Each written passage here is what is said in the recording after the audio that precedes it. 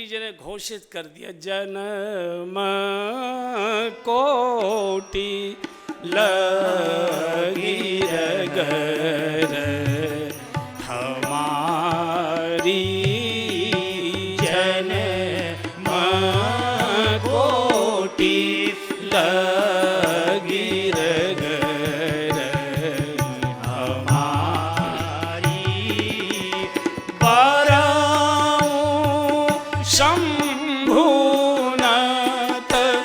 रहूं कुमारी, बराऊं शंभुनत रहूं कुमारी, बराऊं शंभुनत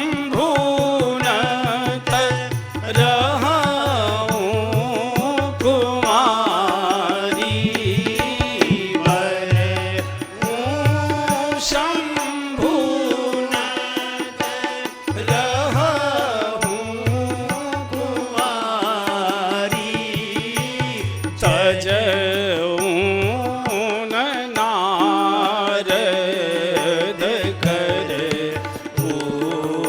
उपदेशु, तजऊं न नारद कर उपदेशु, आप कहीं सतवार महेशु, आप कहीं सतवार महेशु, जन्म कोटि लगी रगर हमारी, जन्म कोटि लगी रगर हमारी। पार्वती जी ने अपना निर्णय घोषित कर दिया, बाबा खड़े खड़े थक गए होगे, आप जाओ, संध्या वंदन आदि सायंकाल की क्रियाएं पूर्ण करो, मैं तो विवाह करूंगी तो शिव जी से ही करूंगी, और इस जन्म की मुझे चिंता नहीं, करोड़ों जन्मों तक भी अगर मुझे तप करना पड़े, प्रतीक्षा करनी पड़े, तो भी वरऊं शंभ नत रहूं कुआरी। मैं सब कुछ छोड़ सकती हूँ, गुरु आज्ञा नहीं छोड़ सकती। तजो न नारद करो, भगवान शिव भी आकर मुझे समझाएं, मैं नहीं सुनूंगी। गुरुदेव की कृपा में हंस पड़े सप्तऋषि, बिटिया हम तो तुम्हारे प्रेम की परीक्षा लेने आए थे, तुम्हारे पापा जी हमारे साथ आए हैं, जाओ हट छोड़कर अब भवन में जाओ, कुछ ही समय में भगवान शिव तुमको पति के रूप में मिलेंगे। इधर सप्तऋषि शंकर जी के पास आए, और शंकर जी को जब पार्वती जी के प्रेम की कथा सुनाई कि वो तो कोई दूसरा नाम सुनने को तैयार नहीं है, तो पार्वती जी के प्रेम की कथा सुनकर शिव इतना डूब गए कि फिर से इनको समाधि हो गई। और इस बार की जो समाधि हुई है, इस समय सृष्टि में एक बड़ी विचित्र घटना घटित हो गई, घटना नहीं दुर्घटना घटित हो गई। तारक असुर भयउ देहि काला, तारक असुर भयउ देहि काला, भोज प्रताप बल तेज विशाला, भोज प्रताप बल तेज विशाला, तेहि सब लोक लोकपति जीते, तेहि सब लोक लोकपति जीते, तेहि सब लोक लोकपति जीते, तेहि सब लोक लोकपति जीते, भय पति रीते भये देव सुख संपत्ति रीते। इधर एक बड़ी दुर्घटना घटित हुई। एक तारकासुर नाम का राक्षस पैदा हुआ। देखिए, ये तारकासुर और कुछ नहीं है, हमारे सबके अंदर छोटे रूप में बैठा हुआ है। तर्क जब असुर का रूप धारण कर ले, उसी को तारक असुर कहते हैं। तर्क असुर हो गया। एक होती है शास्त्र सम्मत वार्ता, एक होती है शास्त्र विरुद्ध वार्ता, और अपनी जिद पर ही आ पड़े हुए। कुछ नहीं, कोई शास्त्र नहीं, कोई ग्रंथ नहीं, कोई संतवाणी नहीं, कोई सदाचार, कुछ नहीं। जो मैं कह रहा हूँ वही होना चाहिए, जो मैं कह रहा हूँ वही सत्य है। और जब तर्क कुतर्क हो जाता है, असुर का रूप धारण कर लेता है, तो उसके सामने सब हार जाते हैं, सब परास्त हो जाते हैं। और वही हुआ। 23 सब लोक पथ जीते, देवलोक खाली हो गए, सब देवता भाग गए, कोई कुछ नहीं, हाहाकार मच गया। उसको वरदान था ब्रह्मा जी के यहां से, शंभु शुक्र संभूत सुत ए जीते रन सोए। शंकर जी के शुक्र से उत्पन्न पुत्र के द्वारा ही उसकी मृत्यु हो सकती है, ये ब्रह्मा जी के द्वारा उसे वरदान था। शंकर जी समाधि में मौन हैं और विवाहित भी नहीं हैं। पार्वती जी घर में कुंवारी बैठी हैं, वो भी नहीं है। पुत्र कैसे होगा? शंकर जी के शुक्र से उत्पन्न पुत्र कार्तिक स्वामी, श्रद्धा और विश्वास के मिलन से उपजा हुआ कार्तिक पुरुषार्थ, असली पुरुषार्थ, विवेकी पुरुषार्थ। चूंकि छोटे भाई उनके विवेक हैं, पुरुषार्थ में भी विवेक चाहिए, तभी तारकासुर का वध हो सकता है। अब कैसे हो? शंकर जी की समाधि कैसे खुले? समाधि के बाद फिर उनको शादी के लिए तैयार कैसे किया जाए? पार्वती जी को उधर ये ऋषि तैयार कर चुके हैं, अब शंकर जी की बारी आई, तो ये कामदेव को बुलाया गया। और कामदेव को बड़े बड़े हार वार पहनाकर, चूँकि जब बलि दी जाती है ना बकरी अकरी की, तो उसको काफ़ी सजाया बजाया जाता है। बोल तो कामदेव ने मुझे, क्या बात है भैया, तुम तो किसी की बात भी सुनते नहीं थे, आज क्या हुआ? बोले, बड़े परमार्थ का, परोपकार का कार्य करना है। क्या करना है? बोले कि आपको शंकर जी की समाधि खोलनी है। अच्छा, मैंने आपका कुछ बिगाड़ा है क्या? मैंने कुछ बिगाड़ा है? बोले क्यों? बोले आप जानते हैं शंकर जी की समाधि खोलने का परिणाम क्या होगा? बोले हाँ जानते, तुम्हारा राम नाम सत्य हो जाएगा, और क्या होगा। तो क्या तुम मुझे जीवित नहीं देखना चाहते? बोले बिल्कुल देखना चाहते। क्यों नहीं देखना चाहते? लेकिन हाँ, इस समय जीवित रहोगे, एक ही शरीर से रहोगे, राष्ट्र के लिए बलिदान दे दोगे, हर चौराहे पर मूर्ति होगी, हर जगह जगह जगह जगह तुम्हारे नाम से कॉलेजेस बनवा देंगे, चौराहे सड़कों के नाम रख देंगे, चौराहों के नाम रख देंगे। ऐसा अच्छा अच्छा चटपटा परमार्थ का भाषण जब हुआ, कामदेव तैयार हो गया और अपनी पूरी सेनाएं लेकर, 5 बाणों को लेकर आ गया जहाँ शंकर जी समाधिस्थ थे। और पहला सरसंधान किया है, को पेऊ जब ही वारी चर के तू, को पेऊ जब ही वारी चर के तू, छन मह बीटे सकल श्रुति से तू, छन मह बीटे सकल श्रुति से तू, ब्रह्मचर्य व्रत संयम नाना, ब्रह्मचर्य व्रत संयम नाना, धीरज धर्म ज्ञान विज्ञाना, धीरज धर्म ज्ञान विज्ञाना,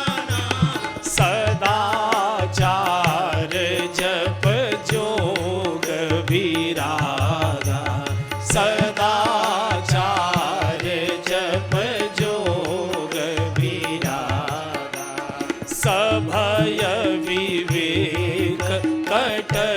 सब भागा, सभय विवेक कतक सब भागा। हाजी को पेहु जबहि बारी चर के तू, को पेहु जबहि बारी चर के तू।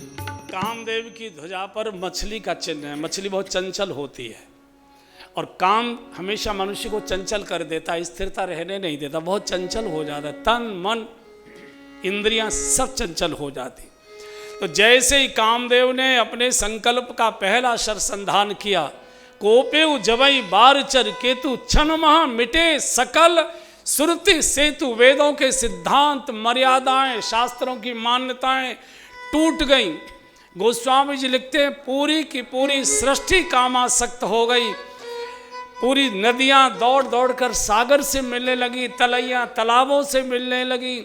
पशु पक्षी जीव जंतु कामी पुरुष ये तो काम में डूब ही गए। जो ऋषि मुनि थे, जो ध्यान धारणा में डूबे रहते थे, कण कण में जो ब्रह्म दर्शन करते थे, उनकी क्या दुर्दशा हुई है इस काम के आक्रमण से। गोस्वामी जी लिखते हैं भय काम वश योगी तापस पावरिन की को कहे। भय काम वश योगी तापस पावरिन की को कहे। देखई चराचर नारी मय दे ब्रह्ममय देखत रहे। देखई चराचर नारी मय दे ब्रह्ममय देखत रहे। अवला विलोकहि पुरुषमय जग, पुरुष सब अवलामयम्। अवला विलोकहि पुरुषमय जग, पुरुष सब अवलामयम्। दुई दंड भरी ब्रह्मांड भीतर, काम कृत कौतुक अयम्। दुई दंड भरी ब्रह्मांड भीतर, काम कृत कौतुक अयम्। दुई दंड भरी ब्रह्मांड भीतर, काम कृत कौतुक अयम्। पूरी सृष्टि कामासक्त हो गई। जड़ की, जीव जंतुओं की, इनकी बातें छोड़ो। भाई काम वश योगीश तापस पावर, इनकी सामान्य कामी पुरुषों की तो बात छोड़ दीजिए।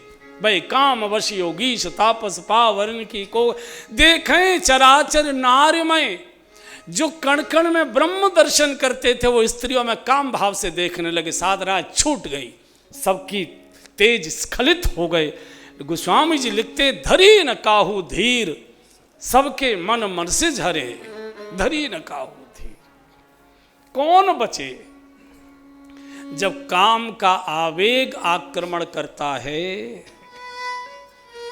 तो न आयु की सीमा का ध्यान रहता है, न संबंधों का भान रहता है, और मैं किस आसन पर बैठा हूं, समाज में मेरा स्थान क्या है, न इसका भान रहता है।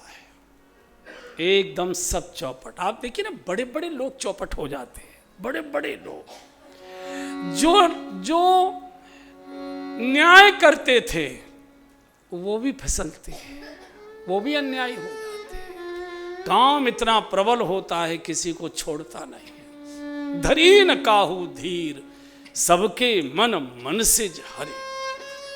ये मन पर आक्रमण करता है, मन तन को संचालित कर देता है, बहुत कठिन होता है। पूरी सृष्टि में हाहाकार मच गया। कौन बचे? बोले जय राखे रघुवीर।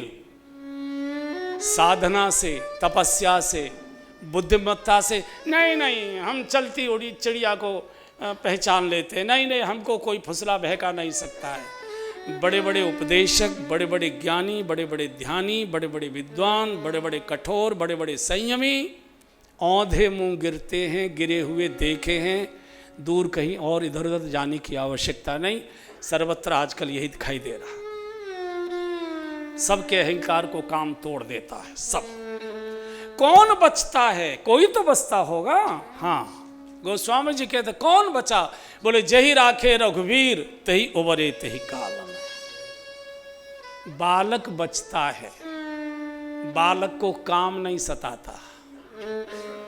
बच्चे बूढ़े को काम सताता है। बूढ़े का काम इंद्रियों में नहीं रहता, मन में और हड्डियों में रहता है। वृद्धावस्था में शरीर की क्षमता नहीं होती, सोच में काम रहता है, चिंतन में काम रहता है। जो जीवन में काम भोगा है उसका चिंतन रहता है। चिंतन ज्यादा सत्यानाश करता है। बच्चे को काम नहीं सताता, भक्त को काम नहीं सताता, क्योंकि भक्त बालक बनकर भगवान से रोता है, प्रभु मैं तो बालक हूं आपका। वो रो रो कर मेरी रक्षा कर, रक्षा कर, वो बचता है। लिखा गोस्वामी जी ने जय राखे रघुवीर तई उबरे। भगवान कैसे बचाता है भगवान? बड़ी प्रसिद्ध कथा आपने बहुत सुनी है, मैंने भी सुनाई, कई कथावाचक सुनाते हैं। स्वामी विवेकानंद जी जिस समय शिकागो गए थे, 23-24 वर्ष के युवक थे। विवेकानंद जी का स्वरूप देखिए ना, क्या एकदम बिल्कुल सूर्य जैसे प्रकट हो गया हो। और भाषण तो उनका तेजस्वी हुआ ही था, सारा अमेरिका चकाचौंध हो गया। तो जिस आवास में स्वामी जी रुके थे, वहाँ एक इटालियन युवती उनसे मिलने आई। और जिस परिवार में रुके थे उन्होंने कहा कि स्वामी जी को कहिए कि हम मिलने आए हैं, एकांत में हम मिलना चाहते, किसी के सामने नहीं मिलेंगे। स्वामी जी को परिवार के लोगों ने स्लिप दिया कि ऐसे ऐसे ही कोई युवती है आपसे मिलना चाहती है, सुन के आने दीजिए, बुलाइए। आ गई, प्रणाम किया, बैठ गए। इसने कहा कि हम आपसे अकेले में बहुत जरूरी एक बात कहना चाहते हैं, बिल्कुल एकांत। तो स्वामी जी ने कहा कि इस समय हम और आप दो ही हैं, तीसरा तो कोई और है नहीं, थोड़ी किवाड़ ऐसे कर दो और एकांत हो गया। बोलो, भारत का साधु है, देखिए क्या संन्यास था इनका और क्या दृढ़ता रही होगी। ये वैसे ही विश्व प्रसिद्ध महापुरुष नहीं हो गए। जितनी उम्र में स्वामी जी गए हैं उतनी उम्र में तो कोई खड़ा भी ठीक से नहीं हो पाता है। स्वामी जी बहुत छोटी उम्र में चले गए। तो उसने हाथ जोड़कर कहा कि मैं आपसे एक पुत्र मांगने आई हूं, मुझे आपसे एक पुत्र चाहिए। स्वामी जी समझ गए कि इसके मन में कामुकता है। तो स्वामी जी से कहा कि स्वामी जी ने कहा कि बिल्कुल हमारे जैसा। बोले हाँ, आप जैसा रूपवान, बुद्धिमान, गुणवान, मुझे एक पुत्र चाहिए। स्वामी जी मुस्कुरा दिए। युवती को लगा कि शायद स्वामी जी राजी हो रहे हैं। फिर पूछे, बिल्कुल हमारे जैसा रूपवान, गुणवान? बोले हाँ। तो स्वामी जी ने कहा, देवी एक बड़ी कठिनाई है। क्या? बोले आपको मेरे जैसा रूपवान, गुणवान पुत्र चाहिए। अब ये जरूरी तो नहीं है कि मेरा पुत्र मेरे जैसे रूपवान और गुणवान हो, कम ज़्यादा भी हो सकता है, एक बात। और दूसरे ये भी आवश्यक नहीं है कि मुझसे पुत्र ही पैदा हो, पुत्री भी हो सकते। उस समय अल्ट्रासाउंड की तो व्यवस्थाएं हुई नहीं थी कि भ्रूण चेक हो जाए। और आपको पुत्र चाहिए? बोले जी, आपसे आप जैसा पुत्र चाहिए। विवेकानंद जी उठे, युवती के पैर पकड़े, सिर टेका, बोले मेरे जैसा तो मैं ही हूं, आज से तू मेरी माँ, मैं तेरा बेटा, काय के चक्कर में पड़ी हो गया। इसको कहा है जय राखे रघुवीर तही उबरे तही काल में। कोई बुद्धिमत्ता, कोई योग्यता, कोई संयम, कोई ध्यान, भजन, योग कोई नहीं बचा सकता। शिव अभी स्थिर है। और जैसे ही बाण मारा छाती में शिव के लगा, को पेऊ जब ही बारी चर के तू छन महमी के सकल एरे छाड़े विषम विशिख उर लागे, छूटी समाधि शंभुत जा। आदि छाड़े विषम विशिख उर लागे, छूटी समाधि शंभुत जा। ए जी भायाऊ ईश मन क्षोभ विशेषी, नयन उघार सकल दिश देखी। भयउ क्षोभ मन शोभो विशेषी नयन उभार सकल कहाँ गया ऐ सौरभ पल्लव मदन विलोका भयउ कोप कंपे उतरेलो आजी सौरभ पल्लव मदन विलोका भयउ कोप कंपे उतरेलो ऐ जी हाहाकार भयउ जग भारी डर पे सुर भय असुर सुधारी हाहाकार भयउ जग भारी डर पे सुर भय असुर सुधारी ऐ जी हाहाकार भय जग भारी डर पे सुर भय असुर सुधारी डर पे सुर भय असुर सुधारी हाजी डर पे सुर भय असुर सुधारी तक तक के इसने 5 बाण मारे हैं, 5 बाणों से ही घायल करता है ये विषम विषम प्रकार के। छाती में बाण मारे, शिव ने नेत्र खोल दिए, एकदम लगा प्रलय हो जाएगी। चारों ओर देखा, नहीं दिखाई दिया, आम के पेड़ में छुप गया। सौरभ पल्लव, काम और आम एक हैं, इसलिए आम को रसाल कहते हैं, रसीला है। काम भी रसाल है, रसीला है, व्यक्ति को रसीला करता है। छुप गया, देखा नयन उघार कर, एक बार लगा सृष्टि में प्रलय हो जाएगी। जब 2 आंखों से नहीं दिखाई दिया, तब शिव तीसर नयन उघारा चितवत काम भयउ जर छाया ऐ जी नाम शिव तीसर नयन उघारा चितवत काम भयउ जर छाया चितवत काम भयउ जर छाया हाजी चितवत काम भयउ जर छाया ऐ जी चितवत काम भयउ जर छाया। सुनने लायक प्रसंग है। शंकर जी ने तीसरा नेत्र खोला।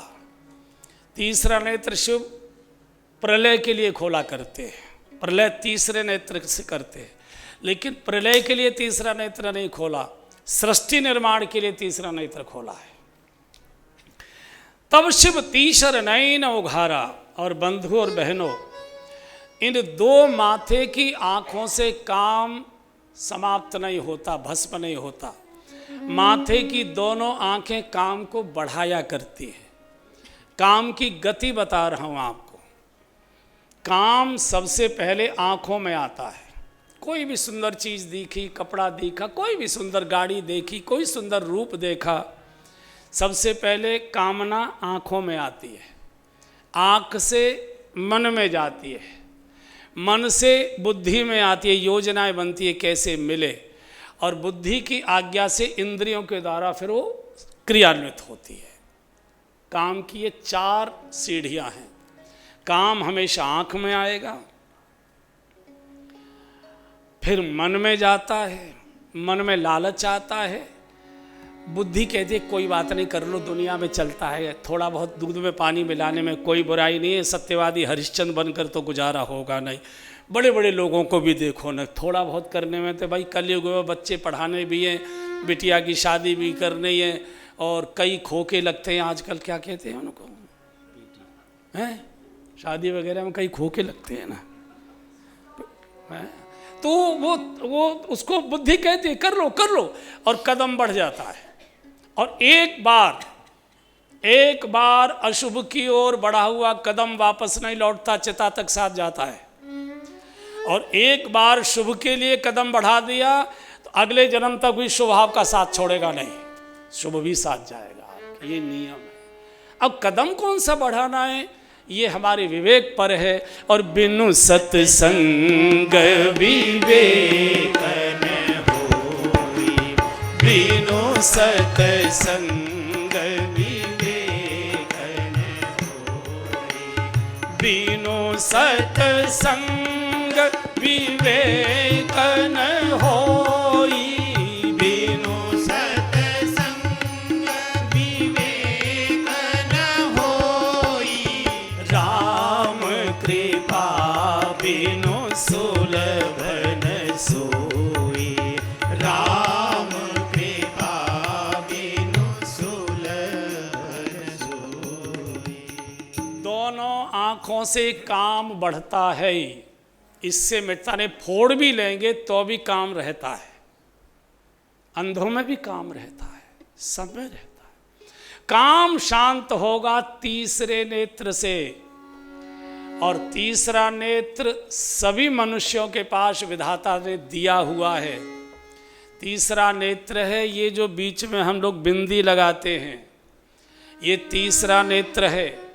आपने देखा होगा जब कोई हमसे अपराध होता है तो हम हाथ कहाँ मारते हैं, अरे बाप रे, अरे राम मुझे मालूम नहीं था। तीसरा नेत्र खुलता है सत्संग से, विवेक से, सद्गुरु की कृपा से। बायां और दायां ये तो पक्षपाती है। बायां आंख है जिससे आपका द्वेष है, या तो आंखें द्वेष की दृष्टि से देखती हैं या तो प्रेम की दृष्टि से देखती है जिससे हमारा प्रेम है। ये है तटस्थ, ये योग से ही खुलता है, ये योग से ही खुलता है, शिव जी के पास है। काम इसी से शांत होगा। ये दो आँखों से कभी शांत नहीं होता है, फोड़ भी लो तो भी शांत नहीं होगा। ये विवेक है। तो काम तो भस्म हो गया। इसकी पत्नी रति ये दहाड़ मारकर रोने आई, महाराज मैंने तो कुछ बिगाड़ा नहीं, मुझे आपने विधवा कर दिया, ये तो देवताओं का षड्यंत्र था। अभी शंकर जी प्रलय के मूड में बैठे थे, लेकिन नहीं, तुरंत करुणा आ गई। कर्पूर गौरम करुणा। रति को जब रोते देखा, बोला बिटिया अब जो होना था वो तो हो गया, लेकिन मेरा आशीर्वाद है, कुछ दिन तू अपना ये समय पूरा कर ले धैर्य से। मैं आशीर्वाद दे रहा हूं कि द्वापर में जब जदुवंश कृष्ण अवतारा, जब जदुवंश कृष्ण अवतारा, होई हरण महामही भारा, होई हरण महामही भारा। कृष्ण तनय हो ई पति तोरा, कृष्ण तनय हो ई पति तोरा, वचन अन्यथा हो हीन मोरा, वचन अन्यथा हो हीन मोरा। बिटिया अब जो होना था देखो वो तो हो गया, धैर्य रखो। मेरा आशीर्वाद है कि जब द्वापर में भगवान श्री कृष्ण भूभार हरण करने, दुष्टों का दलन करने जब मनुष्य रूप में प्रकट होंगे, अवतरित होंगे, उनका जो बेटा होगा प्रद्युम्न, उसके साथ तेरी शादी होगी और तू बहुत आनंद का जीवन जी। देखो शंकर जी हैं, परमार्थ के लिए ये विधवा हुई तो शंकर जी ने भगवान से जोड़ दिया। और काम जब राम से जुड़ जाता है तो वंदनीय हो जाता है, और काम जब वस्तु से जुड़ता है तो निंदनीय हो जाता है। वस्तु से नहीं, ईश्वर से एक ही कामना भजन हो, एक ही कामना हो भगवत साक्षात्कार हो, एक ही कामना ऐसे कर्म करूं जिससे मेरे प्रभु प्रसन्न हो, तो ये काम आपको राम की ओर ले जाएगा। शिव की समाधि खुली, सब सप्तऋषि फिर आ गए। अरे बोले महाराज बहुत दिनों से प्रतीक्षा कर रहे थे, अब आप शादी करिए। तो शंकर जी को याद आ गया कि तुम क्या कहने आए हो, हमको तो भगवान राम ने कहा था कि आपको शादी करनी है। ठीक है, हम तैयार हैं, हिमाचल प्रदेश में भेजो किसी को और वहाँ से लगन पत्रिका लिखवा के मांगाओ, तभी तो होगी ना शादी। कुछ उनको तो पीली चिट्ठी वीली चिट्ठी आएगी कि नहीं आएगी। यहाँ से सप्तऋषि दौड़ कर गए, दौड़ कर। ब्रह्मा जी ने कहा सुनो, जा तो रहे हो, लंबा छेता मत छटवा के लाना, अभी तो जैसे तैसे समाधि खुली है, अब तो कामदेव भी नहीं है जो खोल दे। इसे कब का ले आए? बोले रात का ही खतरा क्यों, कल का ही ले आओ। मानो रात में ही समाधि लग गई। तो हिमाचल पहुंचे और दिया संदेश के भगवान शिव आपकी बिटिया के साथ विवाह चाहते। हिमाचल मैना भाव में बिटिया को गोद में लिए बहुत भाव में डूब गए। हमारी बिटिया का ये भाग्य कि भगवान शिव इसको पत्नी के रूप में स्वीकार करेंगे।